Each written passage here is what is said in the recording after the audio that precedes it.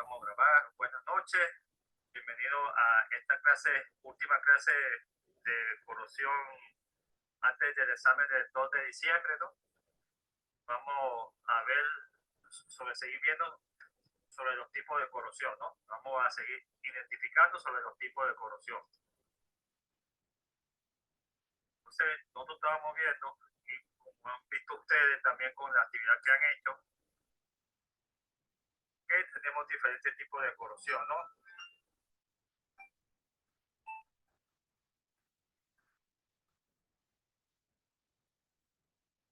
Entonces, vean que ya pueden ver ahí en pantalla.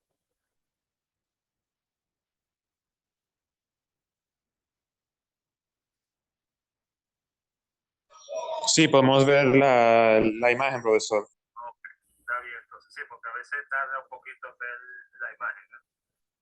Ok, vean que cómo es una corrosión uniforme, ¿no? Vean que lo más común que nosotros vemos siempre por ahí es este tipo de corrosión, ¿no? Y más que todo en el hierro. Acuérdense que yo les he explicado, creo que han estado ustedes, que el hierro no forma buena capa protectora ante la corrosión. Eso hace que se formen tres tipos de capas de corrosión y eso lo podemos ver aquí con los distintos colores que uno puede apreciar aquí, ¿no? Si se ve, podemos ver distintos colores. Esos distintos colores que estamos viendo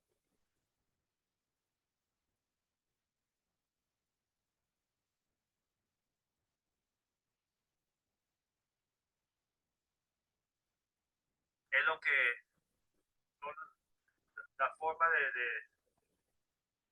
son los distintos tipos de oxidaciones que está aquí sufriendo, ¿no? En la corrosión. También vemos aquí este tipo de corrosión por picadura, ¿no?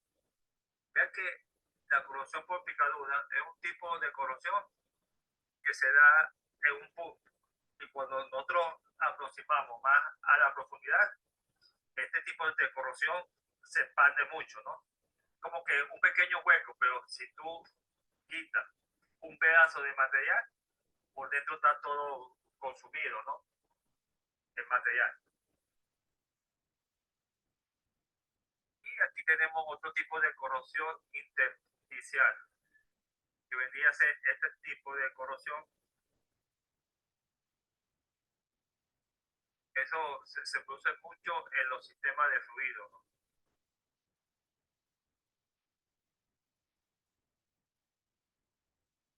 Vemos aquí otro tipo de corrosión, ¿no? Vemos que también puede suceder el agrietamiento por la corrosión bajo tensión. Vean cómo puede sufrir el material aquí, ¿no? También puede verse en las tuberías los gases sulfurosos o los sulfuros, cómo puede provocar también una corrosión bajo tensión. Acuérdense que bajo tensión es que tiene mucha presión, está pasando mucho fluido y eso reacciona con las partículas que tiene el material y hace el debilitamiento de la estructura, ¿no? Igual pueden ver esta tubería de hidrógeno que se rompió también, ¿no? Se fracturó. Entonces, esta se fracturó porque una corrosión, lo que hizo que el hidrógeno con el tiempo hiciera que este metal se debilitara. Vean un ejemplo de corrosión intergranular. Parece que nosotros tenemos los granos, ¿no? Los granos es un grano. Y vean cómo en los límites de grano se produce la corrosión. Se ve como que es como como que fuera un grano que se está saliendo, ¿no?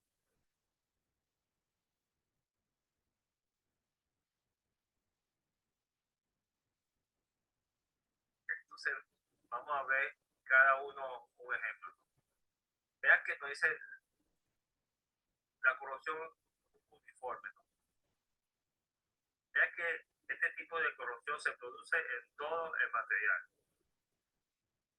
Vean que, como dice aquí, se produce en los aceros al carbono o de baja aleación, ¿no? Ya sabemos que nosotros por otras asignaturas sabemos que un acero presenta un acero porque presenta un porcentaje máximo del 2% de carbono, ¿no? A pasar del 2% de carbono es lo que uno conoce como fundiciones. Y eso lo podemos ver en el diagrama de hierro-carbono, ¿no? que ustedes vieron en ciencias de materiales. Se vean que este tipo de corrosión ataca más que todo al acero, al carbono, ¿no? O que presenta baja aleación. ¿Por qué dice eso de baja aleación? Porque acuérdense que también tenemos, se produce cuando a un acero se le agrega aleante como el níquel y otro elemento, manganeso y eso. Él puede ser, se puede producir un acero que puede tener resistencia a la corrosión. Incluso tenemos los aceros inoxidables, ¿no? A veces que un acero inoxidable contiene un alto contenido de cromo. Este contenido de cromo hace que este acero forme una buena capa protectora y pueda resistir el material.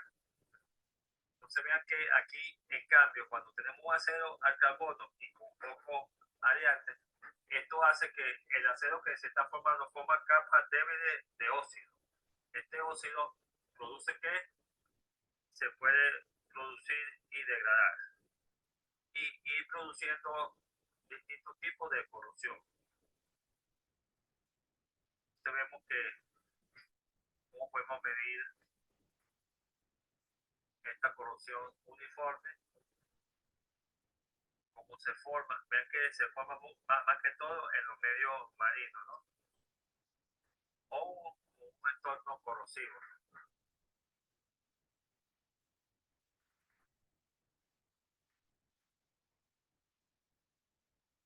Entonces miren que aquí tenemos distintos tipos de aleaciones, ¿no? Estos tipos de aleaciones son resistentes a la corrosión. Entonces ellos te dan este tipo de opciones. Si tú vas a trabajar en un medio marino, un medio salino, puedes utilizar este tipo de material que puede resistir un poco más a la corrosión, ¿no? Ahora vemos este tipo de corrosión por picadura en un entorno contenido de cloro, ¿no? Vemos que ya le hemos dicho que la corrosión por picadura, esa forma pequeñas cavidades o fisuras, ¿no? Como hemos venido manteniendo. Se vea que siempre, como yo le dije, puede ser que uno vea en la superficie, vea fisuritas, pero por dentro usted todo consumido el material. Entonces, este es un ejemplo que ocurre en un entorno donde hay alto contenido del cloruro y se elabora a alta temperatura. Entonces, acuérdense, cuando tenemos alta temperatura, hay el burbujeo, hay la cavitación. Eso puede producir también que se produzca toque de burbuja caliente con la superficie del material, provocando desprendimiento o una reacción del cloro con la partícula del acero que están ahí chocando con ella, ¿no?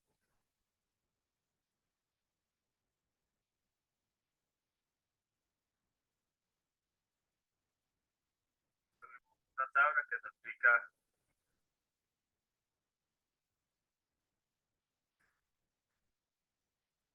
cómo puede variar la fisura, ¿no? En las tuberías,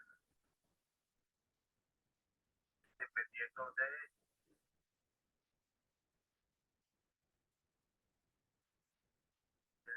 este PREN da una mayor resistencia a la corrosión por picadura.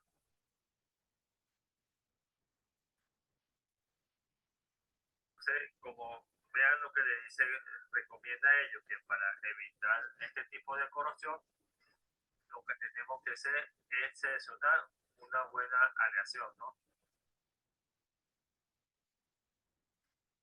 Pues es que este tipo de aleación es lo que le llamamos pitting, y es la más que ataca gravemente al metal. Ahora tenemos la corrosión intersticial localizada en el entorno, igual con contenido de plomo, ¿no? Se vean que igual existen tuberías en este medio, acuérdense que el cloro es, una tubería, es un medio totalmente corrosivo, ¿no? Pues, si te toca una gota, te puede hasta la vestimenta, como estaba explicando, ¿no? Vean que el cloro es Cl negativo, el hierro es el 2 positivo, se combina y forman lo que sería el cloruro de hierro, ¿no? Ahora vamos a ver lo que sería la corrosión bajo tensión, ¿no? Entonces, esto es más que todo igual. En un contenido de cloro, entonces, cuando un material está sometido a una presión, parece que cuando hablamos de tensión, es como que se está alargando, ¿no? Puede ser que se esté metiendo mucha presión a esa tubería y hace que la tubería se vaya expandiendo un poquito, ¿no? Esto puede provocar, como le dije anteriormente, que estos choques y produzca que el material se fracture, como tenemos aquí. Vemos estas ramificaciones que están saliendo en esta fotografía que tomaron, ¿no?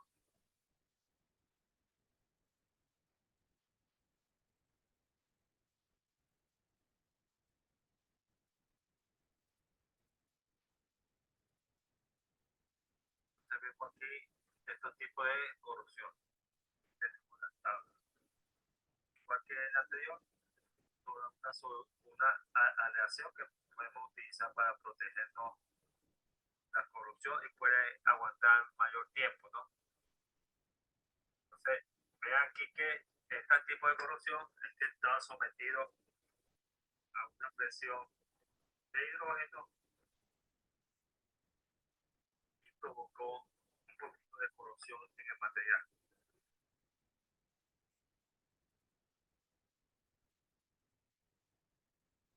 Ahora vemos lo que vimos con el hidrógeno, ¿no?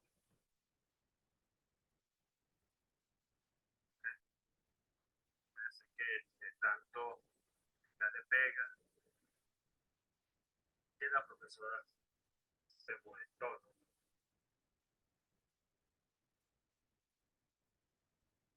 Aquí tenemos la corrosión intergranular.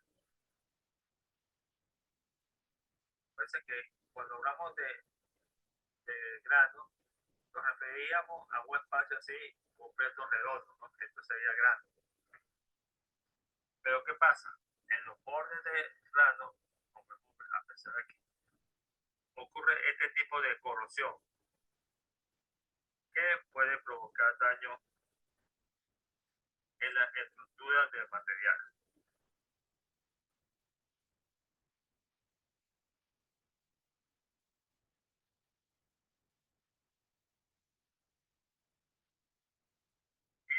Y después tenemos la corrosión galvánica. Puede ser que se llama galvánica porque hay transferencia de iones en un medio acuoso, ¿no? O en medio de un electrolito, ¿no? Se produce entonces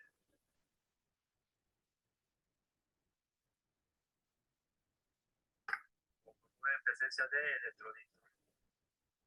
Y aquí vemos el potencial de cada elemento, ¿no? Con esto podemos decir para dónde va ahí la corriente, ¿no?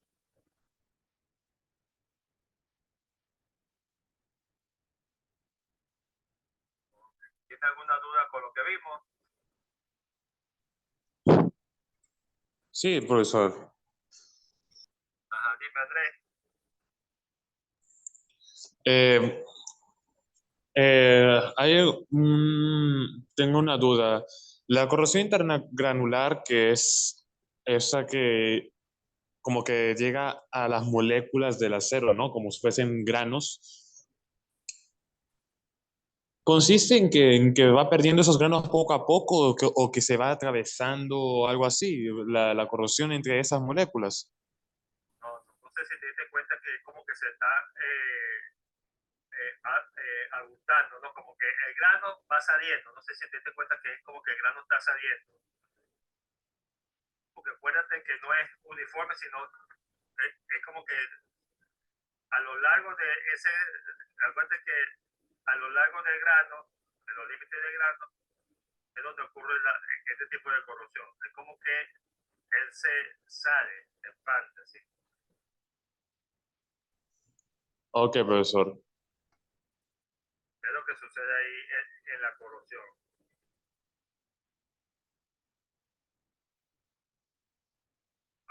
¿Alguna otra pregunta?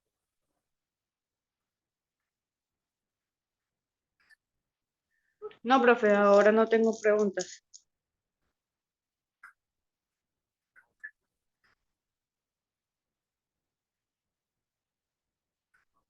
Por lo menos,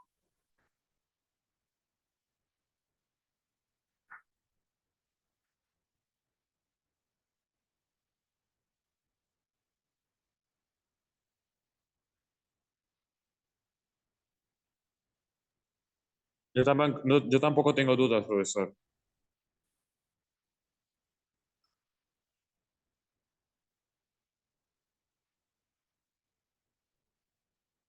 está bien, entonces.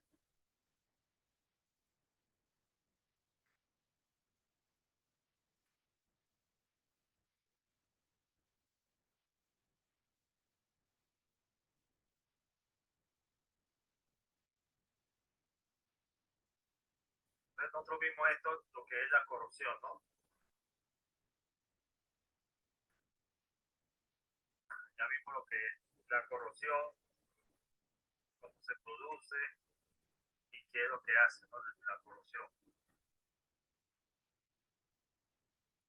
La historia de la corrosión.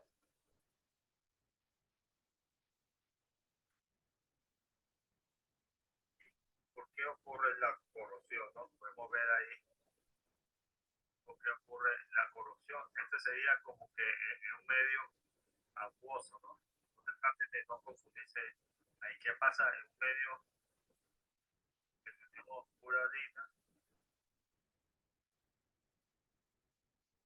Tenemos aquí una corriente. Esto sucede más que todo en los electrolitos, ¿no? Ahí acuérdense que vamos a tener lo que es un ánodo y un cátodo.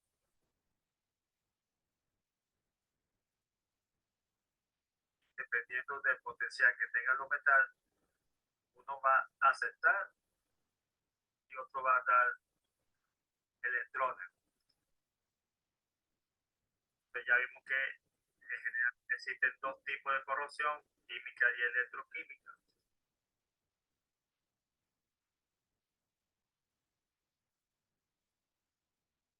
Entonces, esta es una celda galvánica, ¿no? Vean que aquí se coloca estas dos plaquitas que tengan aquí, estos son dos plaquitas de distinto, puede ser de cobre y plata, ¿no? Y dependiendo de la afinidad que tenga ellos o del potencial que tenga ellos, los electrones van a ir de un lado a otro. Uno se va a producir, uno va a aceptar los electrones y lo otro lo va a botar, va a botar electrones.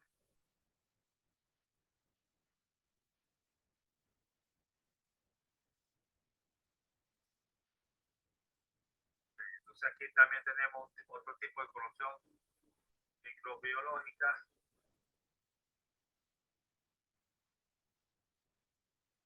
Vean cómo es la corrosión galvánica, ¿no? Vean que este es el puente con que están conectados ellos para hacerlo uno solo. La conexión de las pilas. Vean que todo esto que están pasando, eso es un circuito que van pasando electrones de un lado a otro. Quien recibe y quien cede ahí electrones, ¿no? Entonces muchos los factores para acumular eso. Tenemos aquí lo que sería corrosión galvánica y la corrosión por heterogeneidad de material o corrosión por aireación superficial, ¿no? Esto es más que todo por choque de burbuja y de la superficie. Ya vimos la corrosión uniforme, corrosión por gravitación, ya vimos que es el choque de burbujeo, ¿no? Caliente. Vean este tipo de corrosión intergranular, vean, para que vean aquí cómo se observa que en los granos la corrosión se hace más visible. Tenemos corrosión por fatiga, ¿no? El material está corroído, al aplicarle una cierta fuerza se rompe.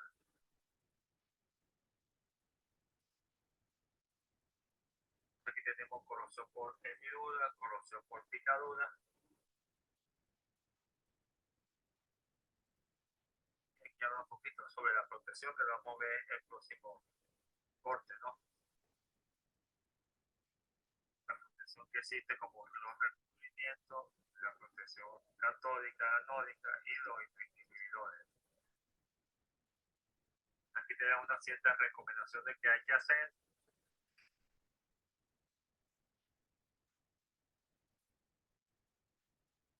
Y la importancia de la corrosión.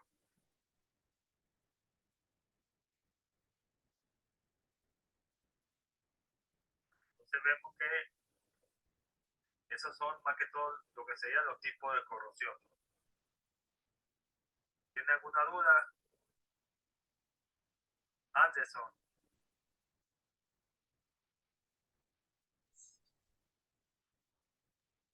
Disculpe, estaba hablando con el micrófono cerrado. No, profesor, todo bien. Entonces vean que en el examen le puede salir una imagen y ustedes ahí explicar qué tipo de corrosión sería esa, ¿no? Vean que uno puede identificar fácilmente ya solamente al observar qué tipo de corrosión se está produciendo. Pueden también hacer dibujos a mano usada como hicimos en el primer corte también. Traten de ir repasando.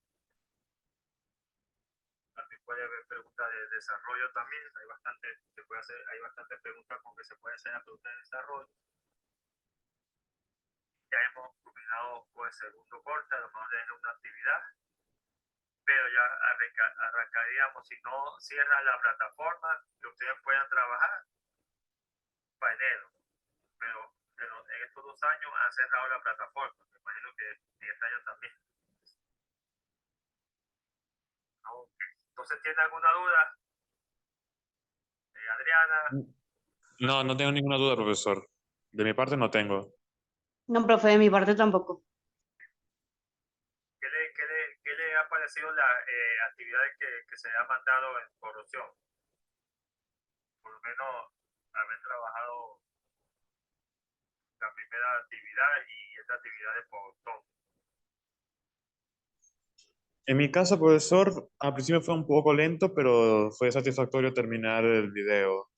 El problema de Powtoon es que simplemente te limita mucho cuando no tienes una cuenta más allá de la gratis que te dan.